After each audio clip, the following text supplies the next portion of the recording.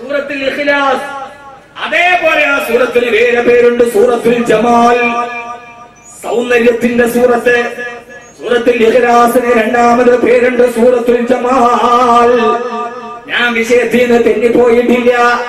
എവിടം പറഞ്ഞാലും ഞാൻ അവിടേക്ക് തന്നെ എത്തുകയാണ്. സൂറത്തുൽ ജമാൽ അള്ളാഹുവിന്റെ സൗന്ദര്യത്തെ കുറിച്ച് പറയുന്ന സൂറത്താണ്. ഖുൽ ഹുവല്ലാഹു അഹദ്, അള്ളാഹു ഏകനാണ്, അവൻ ജാതനല്ല, അവൻ പരാശ്രയരഹിതനാണ്. അള്ളാഹുവിന്റെ സൗന്ദര്യത്തെ കുറിച്ച് പറയുന്ന സൂറത്താണിത്. അതുകൊണ്ട് ആ സൂറത്തിന് നിങ്ങൾ 3 പ്രാവശ്യം ഓതണേ. ഇന്നല്ലാഹു ജമീലുൻ യുഹിബ്ബുൽ ജമാൽ, അള്ളാഹു സൗന്ദര്യത്തെ ഇഷ്ടപ്പെടുന്നവനാ. മഹാനായ അബൂ ഹുറൈറ റളിയല്ലാഹു തആല ഇശാനിസ്കാരം കഴിഞ്ഞിട്ട് ശരീരത്തിൽ ഇങ്ങനെ അത്തർ പൂശുകയാ, ശരീരത്തിന് നല്ല സുഗന്ധദ്രവ്യങ്ങൾ പൂശുകയാണ്, ഏറ്റവും നല്ല വസ്ത്രങ്ങൾ അണിയുകയാ. സഹാബത്ത് ചോദിച്ചു, അബൂ ഹുറൈറ എന്താണ് അബൂ ഹുറൈറ രാത്രി ഇശാ കഴിഞ്ഞിട്ട് നല്ല വസ്ത്രവും സുഗന്ധദ്രവ്യവും പൂശുന്നത് എന്തിനാ? അബൂ ഹുറൈറ റളിയല്ലാഹു അൻഹു പറഞ്ഞു, ഞാൻ ഇശാനിസ്കാരം കഴിഞ്ഞിട്ട് എന്റെ ഭാര്യയുടെ അടുക്കലേക്ക് പോവുകയാ. അല്ലാഹു പറഞ്ഞത് എന്താ? വലഹുന്ന മിഥിലുല്ലദി അലൈഹിന്ന ബിൽ മഅറൂഫ്, എന്റെ ഭാര്യ എപ്പോഴും നല്ല വൃത്തിയാണ് നിൽക്കുന്നത്. അവളുടെ അടുക്കലേക്ക് പോകുമ്പോ എനിക്കും വൃത്തിയും സൗന്ദര്യം ഉണ്ടാകണം. ദാമ്പത്യ ജീവിതത്തിലെ ഏറ്റവും പ്രധാനപ്പെട്ട ഘടകമാണ് വൃത്തി എന്നുള്ളത്. എപ്പോഴും സന്തോഷത്തോടെ സമാധാനത്തോടെ സുഗന്ധദ്രവ്യം പൂശി ഭാര്യഭക്തി ജീവിതം അവരുടെ മാത്രം സ്വകാര്യതകളിലേക്ക് ഒതുങ്ങി നിൽക്കുമ്പോ എന്റെ പ്രിയപ്പെട്ട സഹോദരങ്ങളെ, ഇന്ന് നമുക്ക് സംഭവിച്ചു പോയ ഏറ്റവും പ്രധാനപ്പെട്ട പ്രശ്നം ഏതെന്നറിയോ? നമ്മുടെ ഭാര്യയോട് സംസാരിക്കാൻ സമയമില്ലാതെ, നമ്മുടെ മക്കളോട് തർബിയത്ത് ചെയ്യാൻ സമയമില്ലാതെ എങ്ങനെയാണ് നമ്മുടെ ഭാര്യയെയും മക്കളെയും നാളെ സ്വർഗത്തിൽ ഒരുമിച്ച് കൂട്ടാൻ നമുക്ക് കഴിയുക? അല്ലാഹുവേ, അല്ലാഹുവേ, നാളെ സ്വർഗത്തിൽ ഒരുമിച്ച് കൂട്ടുന്ന ഭാര്യമാരായി ഞങ്ങളെ സ്വീകരിക്കണേ അല്ലാ.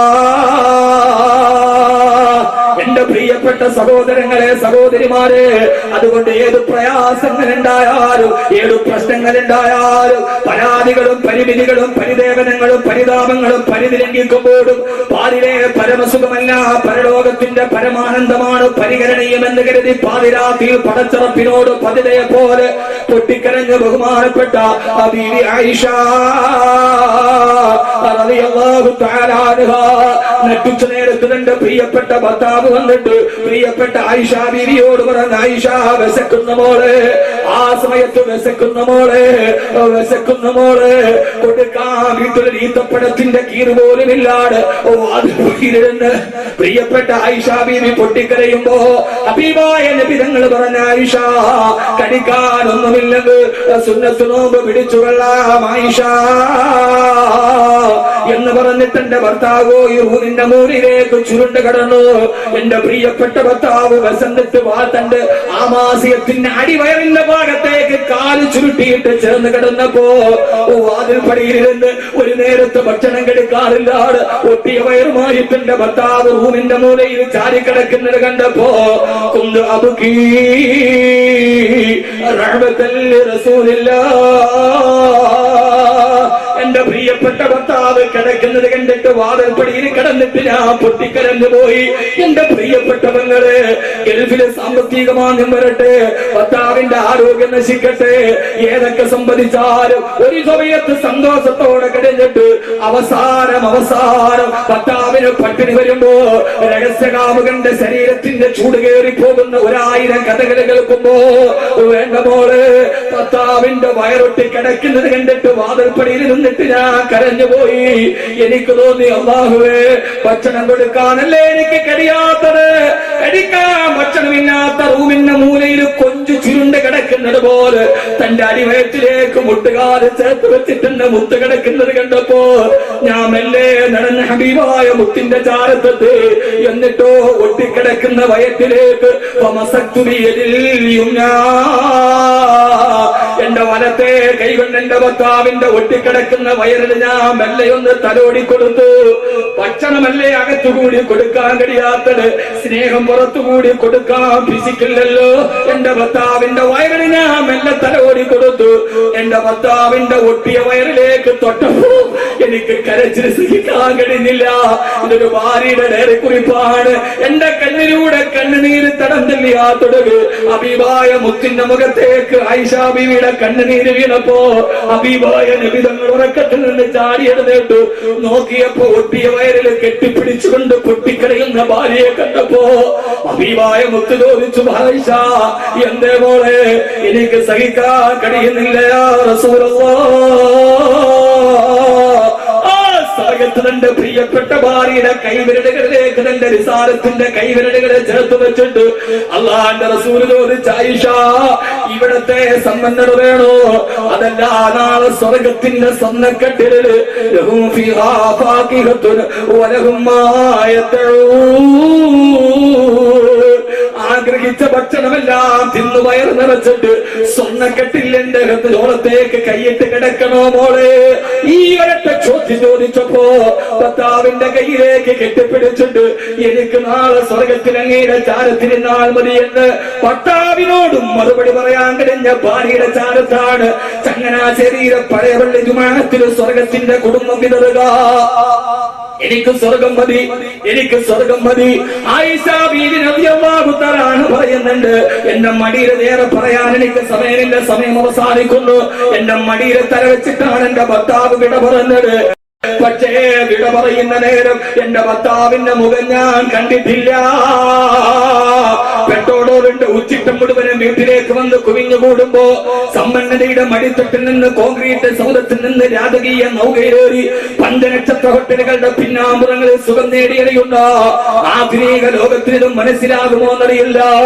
ഈ ഭാര്യഭർത്തൃ ബന്ധം എന്റെ ന്യൂ ജനറേഷൻ ഫ്രീക്കൻ ചെറുക്കന്മാർക്കറിയുമോ എന്നറിയില്ല. ഭാര്യയുടെ കൈപിടിച്ചിട്ട് വൈകുന്നേരം തുറക്കുന്ന സായാഹ്നശാലകളിൽ ഉന്മാദനത്തിന്റെ വെട്ടി എറണാകുളത്തെയും കൊച്ചിയിലെയും ഡാൻസ് ബാറുകള് മധുവിധു ആഘോഷിക്കുന്ന സിനിമാ നടന്മാരെ അനുകരിച്ചിട്ട് മാത്രം താടി വളർത്തിയിട്ട് മുടി ചുരുട്ടിയിട്ട് ന്യൂ ജനറേഷൻ ഫ്രീക്കന്മാരുണ്ട്.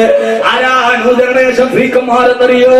എന്റെ ഭാഷയിൽ തന്നെ പറഞ്ഞാൽ അണുകുടുംബത്തിൽ പറഞ്ഞിട്ട് ആധുനിക രാസവള നിർമ്മാണശാലയിലെ ഉപോൽപ്പന്നം പോലെ KFC-യും കെൻഡക്കിയും ബർഗറുമാരും തിന്നുപഠിച്ച് പാതിരാസമയത്ത് കയ്യിലിരിക്കുന്ന ടച്ച് സ്ക്രീനിൽ വിരലുയർത്തിയിട്ട് ലോകത്തുള്ള 140 രാഷ്ട്രത്തിൽ ഏതൊക്കെ പെണ്ണ് തുണിയുരിഞ്ഞാടിയാലും അത് മുഴുവനും www.com-ലൂടെ കണ്ട് കിടന്ന് പാതിരാസമയത്ത് കടലിന്റെ പുറത്തിരുന്ന് അരക്കിയിൽ പോട്ട് തുണിയില്ലാത്ത കാമുകിയോട് ഫോൺസെറ്റിന്റെ രതിസുഖം ആസ്വദിച്ചു. അവസാനം പകലന്തി മൂത്ത് കഴിയുമ്പോ പാതിരാത്രിയാകുമ്പോ ലാപ്ടോപ്പിന്റെ ഡെസ്ക്ടോപ്പിലേക്ക് തളർന്നിട്ട് മുഖം ഡെസ്ക്ടോപ്പിലേക്ക് ചേർന്ന് വെച്ച് മയങ്ങി കിടന്നിട്ട് രാവിലെ സൂര്യൻ ഉദിക്കുമ്പോ എഴുന്നേറ്റിട്ട് അരക്കിയിൽ പോട്ടില്ലാത്ത കറുമുടയും ധരിച്ചിട്ട് റോഡിലൂടെ ജോഗിങ്ങിന് നടക്കുന്ന എന്റെ അഭിനവകാല ന്യൂജനറേഷൻ ഫ്രീക്കൻ ചെറുപ്പക്കാരെ, നിങ്ങൾക്കിത് മനസ്സിലാകുമോ എന്നറിയില്ല. ഭാര്യഭർത്തൃ ബന്ധം എന്ന് പറയുന്ന പവിത്രമായ ബന്ധത്തെ അരമണിക്കൂർ കൊണ്ട് അടിവസ്ത്രം വലിച്ചെറിയുന്നവര് 1 മണിക്കൂറിന് 20,000 കൊടുത്തിട്ട് പോയി സ്വീകരിക്കുന്ന ലോകത്തിന്റെ വ്യഭിചാരത്തിന്റെ മാധ്യമമല്ല. പടച്ചെറുപ്പ് ഹലാലാക്കിയിട്ട് കയ്യിൽ പിടിച്ചു നിന്ന അള്ളാനെ സാക്ഷി നിർത്തിയിട്ട് സ്വർഗത്തിലേക്ക് കൊണ്ടുപോകാമെന്ന പെണ്ണ് കിടപ്പറയിൽ കാത്തു നിൽക്കുമ്പോ വഴിവക്കിലെ പെൺവാണിവ കച്ചവടത്തിന്റെയും ആധുനിക മാംസക്കച്ചവടത്തിന്റെയും അടയാളമായി വരുന്ന ഓൺലൈൻ പെൺവാണിവത്തിലൂടെ അന്യ പെണ്ണിന്റെ രതിസുഖം ചേർന്ന് പോകുന്ന എല്ലാ പെണ്ണിന്റെ ലൈംഗികതയാണെന്ന് തിരിച്ചറിയുന്ന ആധുനിക മാടുകളിൽ പോയി വൈകുന്നേരം പെണ്ണ് കിടന്നു പോകുമ്പോ ആ പെണ്ണിന്റെ ശരീരത്തിൽ തോണ്ടിയും പിടിച്ചും തൊട്ടും തലോടിയും ചുണ്ടും ചുരുങ്ങിയും ലോകത്തിന്റെ കാമത്തിന്റെയും കോപത്തിന്റെയും ലോകത്തിന്റെയും ഭാവത്തിന്റെയും സുഖമനുഭവിക്കുന്ന ചെറുപ്പക്കാരാ, 14 നൂറ്റാണ്ടുകൾക്ക് മുമ്പ് മുത്തുനബി പറയുകയാ, തിരക്കേറിയ സ്ഥലത്തുകൂടി ഒരു പെണ്ണ് നടന്നു പോകുമ്പോ ആ പെണ്ണിന്റെ ശരീരത്തിൽ തൊട്ടിട്ട് ആസ്വദിക്കുന്നതിനേക്കാ നിനക്ക് നല്ലത് ചാണകത്തിലും കാട്ടത്തിലും കടന്നു ഉരുണ്ട ഒരു പന്നിയുടെ ശരീരത്തിൽ നിന്റെ വിരൽ കൊണ്ട് തൊടുന്നതാണ്. അതിനേക്കാൾ നിനക്ക് നല്ലതെന്ന് തിരക്കിലൂടെ പോകുന്ന പെണ്ണിന്റെ ശരീരത്തെ തൊട്ട് പരിശ്രമിക്കുന്ന ശബരിമലയിൽ പെൺകുട്ടികളെ കടക്കാമോ എന്ന് സുപ്രീം കോടതിയിൽ വിധി വരാൻ പോവുകയാ. ശബരിമലയിൽ പെണ്ണുങ്ങൾ പ്രവേശിക്കണമെന്ന് മുസ്ലിം സമുദായത്തിന് യാതൊരുവിധ നിർബന്ധമില്ല. കാരണം ഒരു മതത്തിന്റെ ആധാരമാ, മതവുമായിട്ട് തന്നെ മതത്തിന്റെ ആചാര്യന്മാരും വേദങ്ങളും പറയേണ്ടതാണ്. അത് കോടതി തീരുമാനിക്കേണ്ടതല്ല. മതത്തിന്റെ ആധാരങ്ങൾ ശബരിമലയിൽ പെണ്ണ് പോകണമോ വേണ്ടയോ എന്നുള്ളത് മതത്തിന്റെ നിദർശകന്മാര് പറയണം. പറയേണ്ടതാ. പക്ഷേ ആ സുപ്രീം കോടതി വിധിയുമായി ബന്ധപ്പെട്ടുകൊണ്ട് ഇന്ന് ലോകത്തിന്റെ അവസ്ഥ ഞാൻ സൂചിപ്പിക്കാൻ പറയാ. കേരളത്തിന്റെ സാമൂഹിക പ്രവർത്തക പ്രിയപ്പെട്ട സുഗതകുമാരി ടീച്ചർ അവരോടുള്ള പല കാര്യത്തിലും വിയോജിപ്പ് രേഖപ്പെടുത്തിക്കൊണ്ട് തന്നെ സുഗതകുമാരിയുടെ ഫാസിസ്റ്റുകളോടുള്ള മൃദുസമീപനത്തിനോടുള്ള വിയോജിപ്പ് രേഖപ്പെടുത്തിക്കൊണ്ട് തന്നെ സുഗതകുമാരി പറഞ്ഞതെന്നറിയോ? ശബരിമലയിലേക്ക് പോകാൻ സ്ത്രീകൾക്ക് അനുവാദം കൊടുത്താലും പോകല്ല പെങ്ങള്. 18-ാം പടിയുടെ ഈശ്വര സന്നിധാനത്തിലെ ശരണം വിളികളോടെ കടന്നുപോയാലും ആ തിരക്കിന്റെ ഇടയിലും നിന്റെ ശരീരത്തെ പാഞ്ഞു വരുന്ന ഈ പുരുഷന്റെ നീരാളി കൈകളെ പിടിച്ചു നിർത്താൻ നിനക്ക് കഴിയില്ല. പോകരുതേ. ഈശ്വര സന്നിധാനത്തിൽ പോലും പെണ്ണിന്റെ നേരെ പുരുഷന്റെ കാമക്കൈ വരുമെന്ന രീതിയിൽ കേരളത്തിന്റെ അവസ്ഥ മാറുമ്പോ 14 നൂറ്റാണ്ടുകൾക്ക് മുമ്പ് ഹബീബായ നബി മുഹമ്മദ് മുസ്തഫ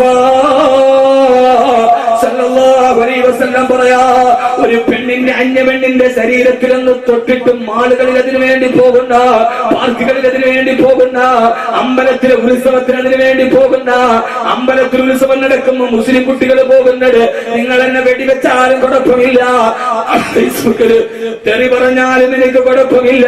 കാരണം അതൊക്കെ എനിക്ക് കിട്ടുന്ന അംഗീകാരങ്ങളായി വിലപ്പെടുത്തിക്കൊണ്ടിരുന്ന് അനക്ക മറ്റു നിദ്രയില്ല. ഇപ്പതിന് മുമ്പതായി എനിക്കതീവ ദൂരമുണ്ട് വിശ്രമം നടക്കുക. 3 വെള്ളത്തുണിയിൽ പൊതിഞ്ഞിട്ട് എന്റെ വീടിന്റെ ഉമ്മറപ്പടിയിൽ എന്നെ കിടത്തുന്നതിന് മുമ്പ് എനിക്ക് ഈ സമൂഹത്തോട് ചെയ്യാൻ കുറെ ലക്ഷ്യങ്ങളുണ്ട്. ആ ലക്ഷ്യത്തിന്റെ പ്രവർത്തനത്തിനാണ് ഞാൻ കാശ്മീർ അടക്കമുള്ള ആളുകൾ അപവാദങ്ങളെ ഭയക്കുന്നില്ല മോനെ. അമ്പലത്തിന്റെ ഉത്സവത്തിന് മുസ്ലിം കുട്ടികൾ പോകുന്നത് പൂരം കാണാനല്ല, അവിടുത്തെ പ്ലോട്ട് കാണാനല്ല. ലോകത്തുള്ള മുഴുവൻ ഉത്സവങ്ങളിലും ഏതും മതമാണെങ്കിലും ചെറുപ്പക്കാർ പോകുന്നത് തിരക്കിട്ടതിന്റെ ഇടയിൽ പെണ്ണുങ്ങളുടെ മാംസത്തെ തൊടാനാണെങ്കിൽ ഒരു പെണ്ണിന്റെ മാംസത്തിന് തൊട്ട് ആസ്വദിക്കുന്നതിനേക്കാൾ നല്ലത് ചാണകത്തിലും കാട്ടത്തിലും കിടന്ന് ഉരുണ്ട് കിടക്കുന്ന ഒരു പന്നിയുടെ ശരീരത്തിൽ തൊടുന്നതാണ് നിനക്ക് നല്ലതെന്ന് ഹബീബായ നബി മുഹമ്മദ് മുസ്തഫ സല്ലല്ലാഹു അലൈഹി വസല്ലമ. പൊന്നുമോനെ, പെണ്ണെന്ന് പറയുന്നത് വികാരത്തിന്റെ ബുദ്ധീകരണത്തിനല്ല. പെണ്ണിനെ അല്ലാഹു നിനക്ക് നൽകിയത് നിന്റെ മക്കളെ പ്രസവിച്ചു തരാൻ, ആ മക്കളെ തർബിയത്ത് നടത്താൻ. വജഅൽനാലഹും അസ്വാദൻ വദുരിയ്യാ, അതിലൂടെ നിന്റെ മക്കളെ പ്രസവിക്കാനാ, ആ മക്കളെ തർബിയത്ത് നടത്താനാ. നീ മരിച്ചിട്ട് കിടക്കുമെന്ന് നിന്റെ മക്കളെ ദുആ നിന്റെ ചാരത്ത് കിട്ടാനാ. അതുകൊണ്ട് നിങ്ങൾക്ക് ഇത് മനസ്സിലാകുമോ എന്നറിയില്ല. എന്റെ ഭർത്താവ് എന്റെ മടിയിൽ കിടന്നിട്ടാണ് വഫാത്തായത്. പക്ഷെ അവസാനം എന്റെ കയ്യിൽ പിടിച്ചിട്ട് സലാം പറഞ്ഞ് എന്റെ ഭർത്താവ് മരിക്കുമ്പോഴും ഞാൻ എന്റെ ഭർത്താവിന്റെ മുഖം കണ്ടിട്ടില്ല. കൂട്ടുകാരികൾ ചോദിച്ചു, മടിയിൽ കിടന്ന് മരിച്ചിട്ട് മുഖം കണ്ടില്ലെന്നോ? എന്താ ആയിഷ ഈ പറയുന്നത്? പൊട്ടിക്കരഞ്ഞുകൊണ്ട് ആയിഷ ബീവി പറഞ്ഞു, എന്റെ ഭർത്താവിന്റെ മടിയിൽ കിടന്ന് സലാം പറഞ്ഞു മരിക്കുമ്പോഴും എന്റെ വീട്ടിൽ വിളക്ക് കത്തിക്കാനുള്ള എണ്ണ ഉണ്ടായിരുന്നില്ല. അതുകൊണ്ട് ഞങ്ങളുടെ വീട്ടിലെ വിളക്കങ്ങ് കത്തിച്ചിരുന്നില്ല. വിളക്ക് കത്തിച്ചാലല്ലേ മുഖം കാണാൻ കഴിയൂ. എന്റെ ഭർത്താവ് മരിക്കുന്ന സമയത്ത് വിളക്ക് കത്തിക്കാനുള്ള എണ്ണ പോലും ഇല്ലാതെ ഞങ്ങളുടെ വീട് പട്ടിണിയിലായിരുന്നു എന്ന് ലോകത്തിന്റെ ഏറ്റവും വലിയ ഭാര്യാപടം അലങ്കരിച്ച സയ്യിദത്തുനാ ആയിഷ റളിയല്ലാഹു തആല അൻഹാ. അതുകൊണ്ട് സഹോദരങ്ങളെ, ഭാര്യയും ഭർത്താവും ഇങ്ങനെ ആയാലേ പരസ്പരം സ്നേഹിക്കുന്ന, പരിമിതികൾ അറിയുന്ന, പ്രയാസങ്ങൾ അറിയുന്ന, ഭർത്താവിന്റെ സങ്കടത്തിൽ പങ്കുചേരുന്ന, സർവോപരി അല്ലാഹുവിനെ പേടിയുള്ള ഒരു പെണ്ണിന്റെ വീട്ടിൽ നിന്ന് ചെറുപ്പക്കാരനെ പിടിച്ചിട്ട് കൊണ്ടുവന്ന് നാട്ടുകാര് വിചാരണ ചെയ്തു. പച്ച വിചാരം നടന്നാല് പിറ്റേ ദിവസം ചായക്കടയിൽ ആളുകൾ പറഞ്ഞ ന്യായം എന്തെന്നറിയോ? അവസാനം പറയും, എന്നാലും അവളെ എങ്ങനെയാ കുറ്റം പറയാ? അവളും അവനും തമ്മിൽ 12 വയസ്സിന്റെ വ്യത്യാസമില്ലേ? പിന്നെ നമ്മുടെ ന്യായം എന്താ? പെണ്ണിന്റെ വീട്ടിൽ നിന്ന് ചെറുപ്പക്കാരനെ കൈയോടെ പിടിച്ചു, എല്ലാം നടന്നു ഉറപ്പുണ്ടെങ്കിൽ പിറ്റേ ദിവസം ചായക്കടയിലെ ചർച്ച എന്താ? എങ്ങനെയാ ഇപ്പൊ എന്തൊക്കെ കാര്യം ശരിയാണെങ്കിലും അവളെ കുറ്റം പറയാൻ പറ്റുമോ? അവളും തമ്മിൽ അവളെത്ര സുന്ദരിയാ, അവളെത്ര ചെറുപ്പ, അവനാണെങ്കിലോ എന്നാലും അവളും ഒരു പെണ്ണല്ലേ എന്നൊക്കെയാണ് നമ്മുടെ ന്യായം. അങ്ങനെ പറയണമെങ്കിൽ ആരെ കുറിച്ചാ പറയേണ്ടത്? ഹബീബായ നബി തങ്ങളുടെ ഭാര്യ ആയിഷ റളിയല്ലാഹു അൻഹയ്ക്ക് എത്ര വയസ്സുണ്ട്? ഹബീബായ മുത്തിന് എത്ര വയസ്സുണ്ട്? അവര് തമ്മിൽ എത്ര വയസ്സിന്റെ അന്തരമുണ്ട്? ചിന്തിക്ക്. വാത് ഘട്ടം മാത്രം പോരല്ലോ.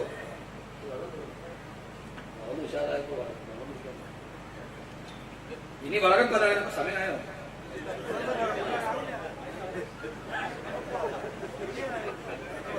അള്ളാഹു നമ്മളെ സ്വീകരിക്കട്ടെ. സമയാവണം, അല്ലാത്തതല്ല.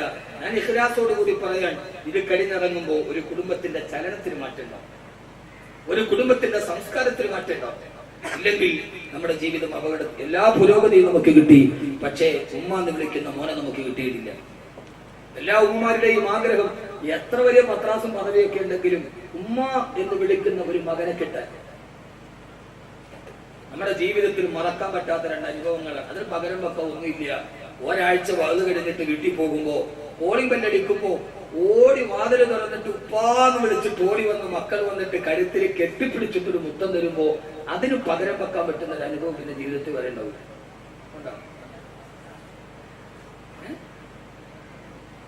അപ്പൊ ഒന്ന് ഗൾഫിൽ പോയി, ഇല്ല ഒരാഴ്ചത്തേക്ക് എവിടെയെങ്കിലും പോയി തിരിച്ചു വരുമ്പോ കാശ്മീരൊക്കെ ചോദിക്ക്, ഞാനൊക്കെ പിന്നെ ഒരു 3-4 ദിവസം കഴിഞ്ഞാൽ വീട്ടിൽ തരും. കാശ്മീർ പോയാൽ പിന്നെ 1 മാസമൊക്കെ കഴിഞ്ഞാൽ വരും. വീട്ടിലൊന്നും വരവില്ല.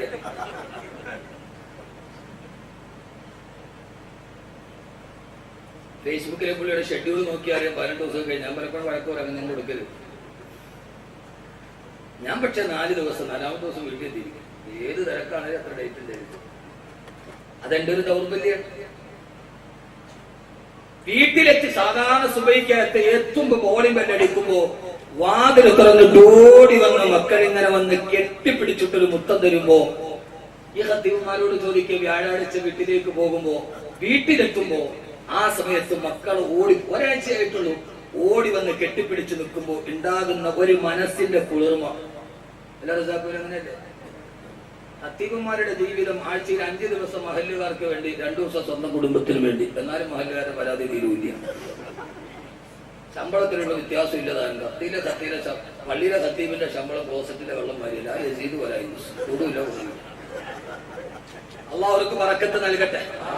ഒന്ന് ആലോചിച്ച് നോക്കി, 5 ദിവസം മഹലിലാണ്, 2 ദിവസം ഞാൻ ധൈര്യമായിട്ട് ഞാൻ ഇവിടുത്തെ ഹത്തീബൊന്നുമല്ലോ.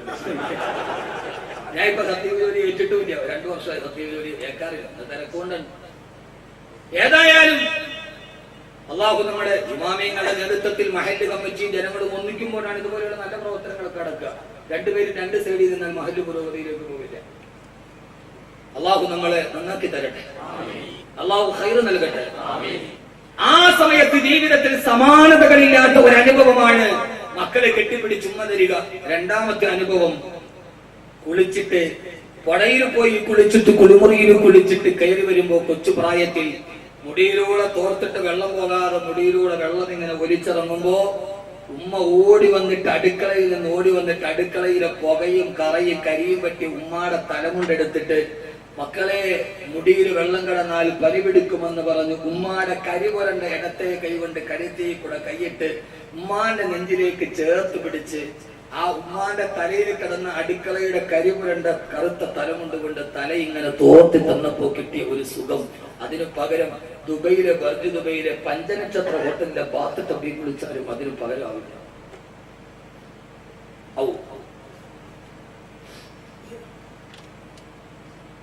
നമ്മുടെ ഉമ്മമാർക്ക് അല്ലാഹു ആഫിയത്തും ആരോഗ്യവും നൽകി അനുഗ്രഹിക്കും.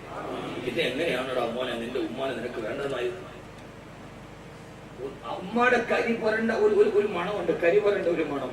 ആ മണം തന്നെയുള്ള ഒരു തോർത്ത് കൊണ്ട് കണ്ട് മാറിലേക്ക് ചേർത്ത് പിടിച്ച് തോർത്ത് തരുമ്പോഴുണ്ട് ഒരു സുഖം. അതിന് പകരം വെക്കാൻ പറ്റുന്ന അനുഭവങ്ങൾ ഭൂമിയിൽ വേറെയില്ല. അല്ലാഹു നമ്മുടെ മാതാപിതാക്കളെ അനുഗ്രഹിക്കുമാറാകട്ടെ. അതുകൊണ്ട് എന്റെ സഹോദരങ്ങളോട് സഹോദരിമാരോട് എല്ലാ പട്ടിണിയും പരാതിയും ഉണ്ടെങ്കിലും നമ്മുടെ ജീവിതം നന്നാക്കിയെടുക്കണം. നമ്മുടെ കുടുംബം സ്വർഗത്തിൽ ഒരുമിച്ച് കൂടുന്ന കുടുംബമാകണം. അള്ളാഹു അങ്ങനെ ആക്കി തരുമാറാകട്ടെ. അള്ളാഹു അങ്ങനെ ആക്കി തരുമാറാകട്ടെ. അള്ളാഹു അങ്ങനെ ആക്കി തരുമാറാകട്ടെ. അതിന് ചെയ്യേണ്ട ചില പ്രധാനപ്പെട്ട കാര്യങ്ങൾ, മാതാപിതാക്കൾ ഇക്കാര്യത്തിൽ ജാഗരൂകരാവണം. ഭാര്യയും ഭർത്താവും നന്നാവണം, അപ്പോഴേ മക്കള് നന്നാവും.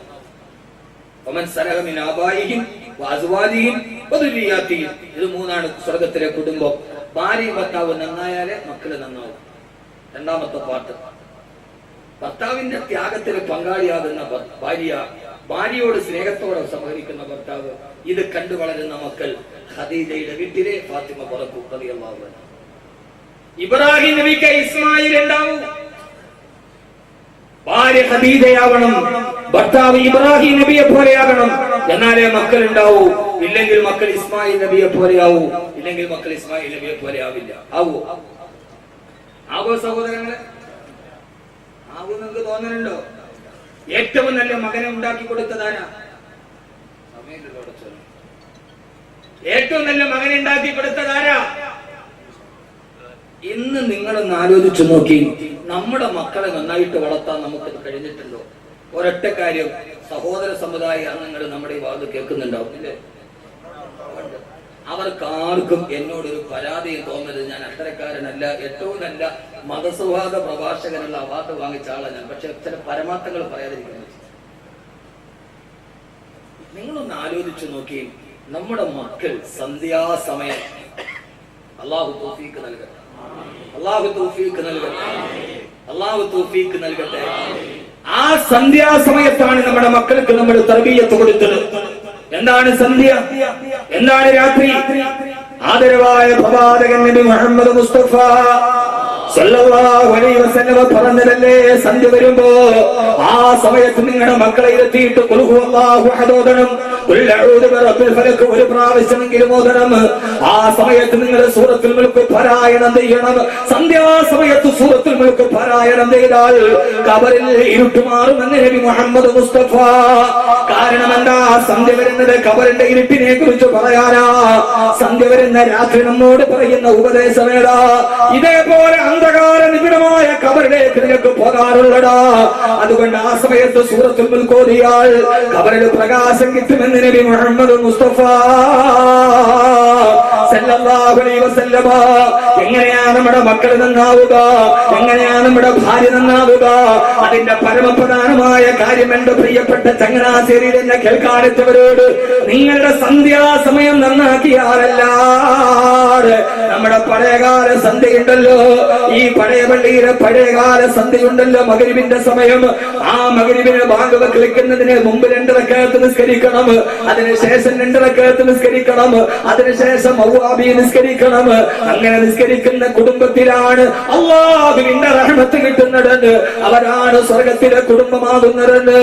ഹബീബായ നബി മുഹമ്മദ് മുസ്തഫ. പണ്ട് കാലത്തൊക്കെ സുബഹിക്ക് മുമ്പ് നമ്മൾ മഗ്‌രിബിന് മുമ്പ് കേൾക്കാറില്ലേ? സുബ്ഹാനല്ലാഹി വബിഹംദിഹി സുബ്ഹാനല്ലാഹില്ലദീ വബിഹംദിഹി അസ്തഗ്ഫിറുല്ലാഹ്. ഇന്നും ദറസുകളുള്ള പള്ളിയിൽ മഗ്‌രിബിനും ഇതൊക്കെ കേൾക്കാറുണ്ട്. ഇന്ന് ദറസുകളൊക്കെ നമ്മൾ പടിയടച്ച് പുറത്താക്കി. സഹോദരങ്ങളെ, കലിമത്താനി ഖഫീഫത്താനി അലൽ ലിസാൻ സകീറത്താനി ഫിൽ മീസാൻ ഹബീബത്താനി ഇലർ റഹ്മാൻ. നാക്കുകൊണ്ട് പറയാൻ എളുപ്പമുള്ളൊരു വാക്കിനേക്കാൾ വലിയൊരു വാക്കില്ല.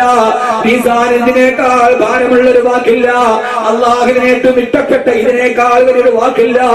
സന്ധ്യാസമയത്ത് തസ്ബീഹ് പറഞ്ഞ, സന്ധ്യാസമയത്ത് ഖുർആൻ ഓതിയ സന്ധ്യാസമയം, ആ സമയത്താണ് ഏഷ്യാനെറ്റുകാരൻ ഭക്തിയാണ് സന്ധ്യയുടെ മുഖമുദ്ര. ആ സമയത്താണ് ഹൈന്ദവ സഹോദരങ്ങൾക്ക് ഭക്തിയുടെ സന്ധ്യാപാസന നടത്തുക. മുസ്ലിമീങ്ങൾ സന്ധ്യാസമയത്ത് സൂറത്തുൽ മുൽക്ക് ഓതണം, സൂറത്തുൽ വാഖിഅ ഓതണം. വാഖിഅ ഓതിയാൽ ജീവിതത്തിലെ ദാരിദ്ര്യം ഉണ്ടാവില്ല. മക്കൾക്ക് കൊടുക്കാൻ പറ്റുന്ന ഏറ്റവും വലിയ സമ്മാന സൂറത്തുൽ വാഖിഅയ. മഹാനായ ഇബ്നു മസ്ഊദ് റളിയല്ലാഹു തആല വഫാത്തിന്റെ വേളയിൽ കിടന്ന് പൊട്ടിക്കരയുമ്പോ ഉസ്മാൻ റളിയല്ലാഹു അൻഹു കാണാൻ വന്നു. എന്തേ ഇബ്നു മസ്ഊദ്, നിങ്ങൾ മരിച്ചാൽ നിങ്ങളുടെ പെൺമക്കൾ പട്ടിണിയാകുമെന്ന് കരുതിയിട്ടാണോ കരയുന്നത്? ഇബ്നു മസ്ഊദ് റളിയല്ലാഹു അൻഹു പറയാ, ഞാൻ മരിച്ചാലും എന്റെ മക്കള് പട്ടിണി കിടക്കില്ലെന്ന് എനിക്ക് ഉറപ്പാ. എന്താ ഇബ്നു മസ്ഊദ്? എന്റെ ഹബീബായ മുത്തനിക്ക് പഠിപ്പിച്ചു തന്നിട്ടുണ്ട്, ഏതെങ്കിലും പെൺകുട്ടികൾ മഗ്‌രിബ് നമസ്കാരത്തിന് ശേഷം പതിവായി സൂറത്തുൽ വാഖിഅ പാരായണം ചെയ്താൽ ലം തുസിബുഹു ഫാഖ, മരണം വരെ അവർക്ക് ദാരിദ്ര്യം ജീവിതത്തിൽ ഉണ്ടാവില്ല. ഇതെന്നെ മുത്തനിക്ക് പഠിപ്പിച്ചു തന്ന അന്നോട് എന്റെ പെൺമക്കളെ കൊണ്ട് ഞാൻ സൂറത്തുൽ വാഖിഅ ഓദിക്കുന്നുണ്ട്. അതുകൊണ്ട് ഞാൻ മരിച്ചാലും എന്റെ പെൺമക്കള് പട്ടിണിയാവില്ല.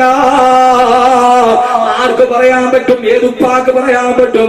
ഞാൻ മരിച്ചാൽ സംസ്കാരന്റെ മക്കള് പട്ടിണിയിലാവില്ല എന്ന്. ഈ ഏറ്റവും വലിയ വീടിന്റെ സംസ്കാരത്തെ നമ്മൾ നശിപ്പിച്ചു കളഞ്ഞു. സന്ധ്യാസമയത്ത് മുസ്ലിമീങ്ങൾ ഇതൊക്കെ ഓടണം. സന്ധ്യാസമയത്ത് ഹൈന്ദവ സഹോദരങ്ങൾ അവരുടെ ഭക്തിയുടെ സമയമാണ്. ആ സമയത്ത് അവര് സന്ധ്യാപ്രാർത്ഥന നടത്താറുണ്ട്. അവരുടെ പ്രാർത്ഥന രാമ രാമ രാമ രാമ രാമ രാമ ഭാഗിമ, രാമപാദം ചേരണേ മുകുന്ദ രാമ ഭാഗിമ, കട്ടിമുട്ടി നായക പുരുന്ദരാതി സേവിത, കട്ടവാരി ജയ മുകുന്ദ രാഗമാകി ഭാഗിമ. രാമ രാമ സന്ധ്യാനാമം ജപിക്കാറുണ്ട്. ആ സന്ധ്യാസമയം ഭക്തിയുടേടാ. എന്റെ പ്രിയപ്പെട്ട മുസ്ലിം കുടുംബമേ, മഗ്‌രിബിന്റെ സമയത്ത് ഖുർആനോദയുടെ സമയത്ത് ഏഷ്യാനെറ്റുകാരൻ 7 മണിയാകുമ്പോ നിന്നെ കണ്ടറിയാതെ പറയിപ്പിച്ചിട്ടുണ്ട. ആ സമയത്താണ് ഏഷ്യാനെറ്റിലും സൂര്യനും ഭക്തിയുടെ സീരിയൽ നടക്കുക. ഏഷ്യാനെറ്റുകാരൻ അറിയാം ഭക്തിയുടെ സമയമാണത്. അപ്പോഴാണ് ശബരിമല അയ്യപ്പൻ എന്ന സീരിയൽ ഉള്ളത്. അപ്പോഴാണ് പരശുരാം എന്ന മഹാവിഷ്ണുവിന്റെ സീരിയൽ ഉള്ളത്.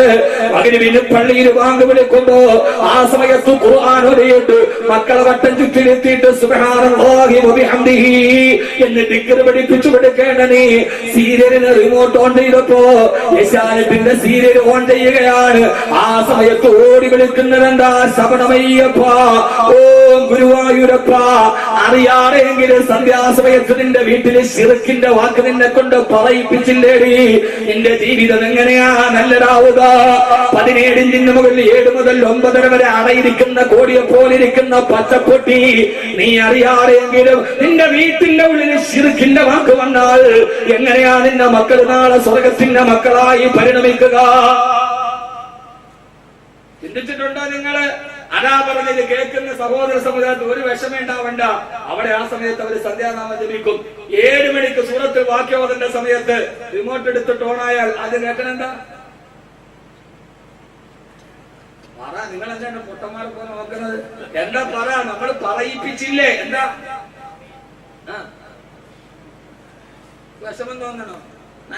പറയേണ്ടതുപോലെ പറഞ്ഞ ആർക്കൊരു വിഷമം ഉണ്ടാവൂല. അവരും ആ സമയത്ത് ഭക്തിയുടെ ഭാഗത്താണ്. അറിയാതെങ്കിലും ഒരു ശിർക്കിന്റെ വാക്ക് പറഞ്ഞില്ലേ? ഓരോ ദിവസവും സന്ധ്യ ഖബറിന്റെ ഇരുട്ടിനെ ഓർമ്മിപ്പിക്കാനാണ് രാത്രി വരുന്നത്. ആ സമയത്ത് നിന്റെ വീട്ടിൽ കേട്ടതോ മുരിയാക്കന്മാർക്ക് സീരിയലിനോട് എന്താ ഇത്ര വിരോധം എന്ന് ചോദിക്കും. മനസ്സിലായ എന്താണ്? അല്ലാതെ സീരിയലുകാരനോട് ഞങ്ങൾക്ക് വിരോധമൊന്നും ഇല്ല. മാപ്പിളപ്പാട്ടുകാർ ആലപ്പുഴയിൽ ഹോട്ടലിൽ കയറിയപ്പോ ഇപ്പോഴത്തെ പുതിയ മാപ്പിളപ്പാട്ടുകാരെന്നെ കണ്ടു, വന്നെന്ന് ഫോട്ടോ ഒക്കെ എടുത്തിട്ട് വന്ന് പൊന്നു വാക്കവി നിങ്ങൾ എന്തിനാണ് നമ്മുടെ കഞ്ഞിയിൽ പാട്ട് അടിച്ചത് എന്നോട് അവർ ചോദിച്ചത്. ഞാൻ പറഞ്ഞു, നിങ്ങളുടെ കഞ്ഞിയിൽ നമ്മൾ പാട്ടേ അടിക്കുന്നില്ല. നിങ്ങൾ ഈ പ്രണയമേ ഞാൻ കരയുമ്പോൾ പാടിക്കുന്ന സമയത്ത് മരണമേ ഞാൻ കരയുമ്പോൾ നിങ്ങൾ എഴുത്. ഞാൻ അവരോട് പറഞ്ഞ നിങ്ങൾക്ക് അള്ളാഹു വലിയ കഴിവ് തന്നിട്ടുണ്ട്. നിങ്ങൾ നന്നായിട്ട് പാടും. ശബ്ദം അള്ളാഹുവിന്റെ ഏറ്റവും നല്ല അനുഗ്രഹമാണ്, അല്ലേ? എന്റെ ശബ്ദത്തേക്കാൾ നല്ലതാണ് കാസിമിയുടെ ശബ്ദം. എന്നത് പറഞ്ഞു പതറാൻ തുടങ്ങി. ശബ്ദം ഏറ്റവും നല്ല അനുഗ്രഹമാണ്, അല്ലേ? അതേ മനുഷ്യന്മാരെ, അബ്ദുല്ലാഹി ഇബ്നു മസ്ഊദ് റളിയല്ലാഹു അൻഹു നല്ല സുന്ദരമായ ശബ്ദത്തിൽ ഖുർആൻ ഓതിയപ്പോ അതിൽ ലയിച്ചിരുന്ന മുത്തനബി പറഞ്ഞു, ഇബ്നു മസ്ഊദേ ഇന്നക ഊതീത മിസ്മാറൻ മിന മസാമീരി ആലി ദാവൂദ്. ദാവൂദ് നബിയുടെ കുടുംബത്തിന് കിട്ടിയ സ്വരമാധുരി നിങ്ങൾക്ക് നൽകിയിട്ടുണ്ട് ഇബ്നു മസ്ഊദേ. നല്ല സ്വരമാധുരി, അതാ നല്ല അനുഗ്രഹമാണ്. മുസ്ലിമീങ്ങൾക്ക് അല്ലാഹു സ്വരത്തിന് മാധുര്യം തന്നത് പ്രണയത്തിന്റെ പാട്ട് പാടാനല്ല, വറത്തിൽ ഖുർആന തർതീലാ. നല്ല ആഗ്രഹത്തോടെ സുന്ദരമായി ഖുർആൻ പാരായണം ചെയ്യാനാണ്. അല്ലാഹു നമ്മുടെ മക്കൾ നന്നാക്കി തരട്ടെ. അതുകൊണ്ടാണ് ഹബീബായ നബി മുഹമ്മദ് മുസ്തഫ, ഉറക്കെ പറയില്ല, ഞാൻ നിർത്തും. ഹബീബായ നബി മുഹമ്മദ് മുസ്തഫ, ഹബീബായ നബി മുഹമ്മദ് മുസ്തഫ സല്ലല്ലാഹു അലൈഹി വസല്ലം പറയാണ്. ഞാനൊരു ചെറിയ ഹദീസ് പറയാം, എന്നിട്ട് ഇൻഷാ അല്ലാഹ് സ്വർഗ്ഗത്തിലെ ദമ്പതികളുടെ വിശദീകരണമൊക്കെ ഇത്രയും പറഞ്ഞു തരാം. ഇത് 12 മണിക്ക് അടുത്ത നാളെ 12 കഴിച്ചിട്ട് കിടന്നുറങ്ങാം. നാളെ ഞാനൊന്ന് കയറണം. അള്ളാഹു നമ്മുടെ പ്രഭാഷകർക്ക് അള്ളാഹു ആഫിയത്തും ആരോഗ്യവും നൽകട്ടെ. അള്ളാഹു സ്വീകരിക്കട്ടെ. സുബ്ഹാനഹു വ തആല ബറക്കത്ത് നൽകി അനുഗ്രഹിക്കുമാറാകട്ടെ. എത്ര നേരം പറയുന്നു എന്നതല്ല, ഖൈറുൽ കലാമി മാ കല്ല വദല്ല. അരോചകമാകും വിധം സുദീർഘമാവാത്ത അർത്ഥദ്യോതകവും ആശയ സമ്പുഷ്ടവും അർത്ഥവൈപുല്യമുള്ള പ്രഭാഷണമാണ് അത്യുത്തമമെന്ന് നബി മുഹമ്മദ് മുസ്തഫ സല്ലല്ലാഹു അലൈഹി വസല്ലം. ഇന്ന് നമ്മളെ ബാധിച്ച വളരെ പ്രധാനപ്പെട്ട ഒരു വിഷയം ഞാൻ പറഞ്ഞു തരാം. മാറ്റാൻ പറ്റുമെങ്കിൽ മാറ്റി, എന്നിട്ടൊരു 2 ദുആയി നിങ്ങൾക്ക് ഞാൻ പഠിപ്പിച്ചു തരാം. അള്ളാഹു കാത്തുരക്ഷിക്കട്ടെ, അള്ളാഹു കാത്തുരക്ഷിക്കട്ടെ. ഹബീബായ നബി മുഹമ്മദ് മുസ്തഫ സല്ലല്ലാഹു അലൈഹി വസല്ലം പറഞ്ഞു, പടിഞ്ഞാറ് നിന്ന് സൂര്യൻ ഉദിക്കും, അന്ന് ഖിയാമത്ത് നാൾ സംഭവിക്കും. പടിഞ്ഞാറ് നിന്ന് സൂര്യൻ ഉദിക്കുമെന്ന് ശാസ്ത്രം കണ്ടുപിടിച്ചിട്ടുണ്ട്. ഈ ഭൗമികമായ ഈ പ്രപഞ്ചലോകത്തിന്റെ സൗരോർജ ലോകത്തിന്റെ കാന്തിക തരംഗം നഷ്ടമാകും. അപ്പോൾ ആ കാന്തിക തരംഗം നഷ്ടമാകുമ്പോ ആകാശലോകത്തിൽ കൊടുങ്കാറ്റ് ആഞ്ഞടിക്കുമ്പോൾ ഈ പ്രപഞ്ചത്തിന്റെ ഘടന തന്നെ മാറും. ഉത്തരധ്രുവം ദക്ഷിണ ധ്രുവമാകും, ദക്ഷിണ ധ്രുവം ഉത്തര ധ്രുവമാകും. അപ്പോൾ പിന്നെ ഉദിക്കുന്നിടത്ത് തന്നെ അസ്തമിക്കേണ്ടി വരും എന്ന് ശാസ്ത്രലോകം കണ്ടുപിടിച്ചിട്ടുണ്ട്. ആ ഭാഗത്തേക്ക് റവാഹു നാസ വകമാകാല മനോരമ. അതിന്റെ റിപ്പോർട്ട് അടുത്ത ഡയഗ്നോസുകളാണ് ഞാൻ പറഞ്ഞത്. അത് നമുക്ക് പിന്നീട് ഒരിക്കലും ഇൻഷാ അല്ലാഹ് ചർച്ച ചെയ്യാം. ഏതായാലും തകരും എന്നുള്ള കാര്യം ഉറപ്പാണ്. ഹബീബായ നബിയോട് ചോദിച്ചു, നബിയെ സല്ലല്ലാഹു അലൈഹി വസല്ലം, നബിയെ സല്ലല്ലാഹു അലൈഹി വസല്ലം, എപ്പോഴാണ് ലോകം അവസാനിച്ചു പടിഞ്ഞാറ് നിന്ന് സൂര്യൻ ഉദിക്കുന്നത്? അന്ന് തൗബയുടെ വാതിൽ അടഞ്ഞു പോകും. അന്ന് ആര് തൗബ ചെയ്താലും അല്ലാഹു സ്വീകരിക്കില്ല. എപ്പോഴാണ് നബിയെ? അന്നാണ് ദജ്ജാൽ വരുന്നത്. അന്നാണ് ദജ്ജാൽ വരുന്നത്. എന്നാൽ നബി സല്ലല്ലാഹു അലൈഹി വസല്ലം പറഞ്ഞു, യഥാർത്ഥ ദജ്ജാൽ വരുന്നതിന് മുമ്പേ ചില ദജ്ജാലിന്റെ മിനി പതിപ്പുകൾ വരും. യകൂനു ഫി ആഖിരി സമാനി ദജ്ജാലൂന കല്ലാബൂന. കള്ളം പറയുന്ന ദജ്ജാലുകൾ, യഥാർത്ഥ ദജ്ജാൽ വരുന്നതിന് മുമ്പേ കള്ളം പറയുന്ന ദജ്ജാലുകൾ വരും. ഈ ഹദീസ് നമ്മളൊന്ന് ചർച്ച ചെയ്ത് നോക്കണം. കള്ളം പറയുന്ന ദജ്ജാൽ, പച്ചക്കള്ളം പറയുന്ന ദജ്ജാലുകൾ, നിങ്ങളുടെ പൂർവികന്മാര് കേട്ടിട്ടില്ലാത്ത